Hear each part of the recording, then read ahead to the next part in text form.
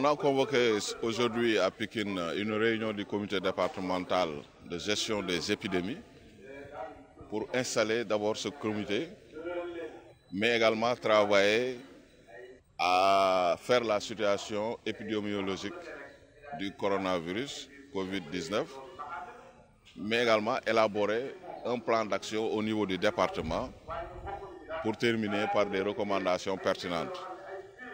Donc nous avons profité de cette rencontre pour mieux faire connaître la situation de cette épidémie. Après la confirmation du premier cas, il était nécessaire de changer, mais d'adapter la stratégie au niveau du Sénégal. On est passé d'une stratégie de prévention à une posture de lutte contre la propagation de ce virus appelé coronavirus.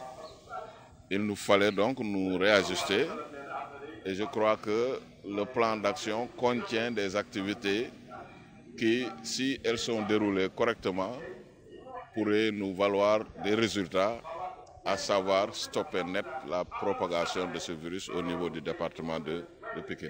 Effectivement, nous sommes conscients de la taille et de l'importance de ce département-là en termes de données socio-démographiques.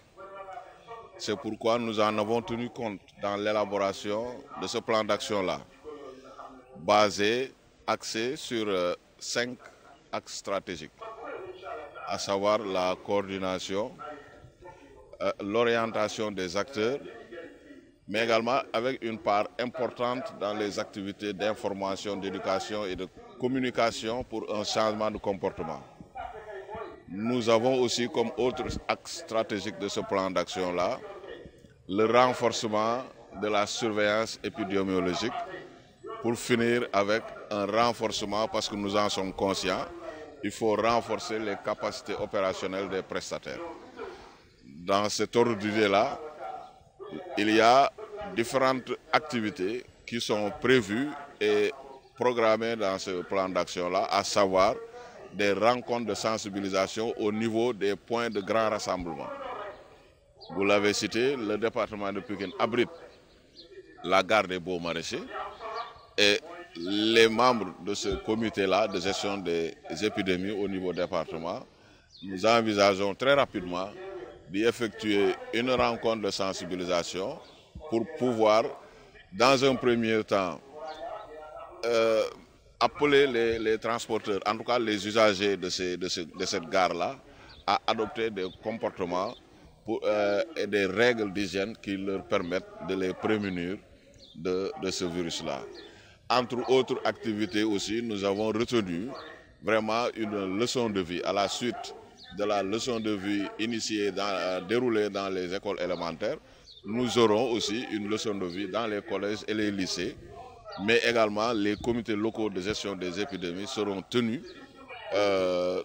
illico dans les jours à venir pour carrément se mettre à l'œuvre pour pouvoir dérouler ce plan d'action-là qui vraiment a été validé à l'unanimité et nous permettra quand même de bien positionner sur la riposte.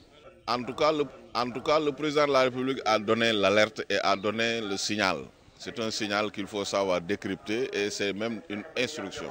Il a donné l'exemple en déconseillant, en annulant purement et simplement les manifestations à caractère de rassemblement important de personnes.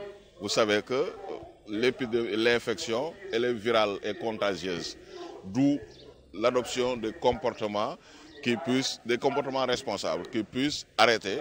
Il ne faut pas lui donner un terrain favorable à sa propagation. Donc parmi les modes de transmission là, il y a le contact direct. Donc éviter les contacts directs avec les personnes, ça entre dans le cadre de la prévention de cette propagation de ce virus-là. Donc au niveau national, certaines manifestations à grand rassemblement sont interdites, sont annulées, mais pourquoi pas au niveau département?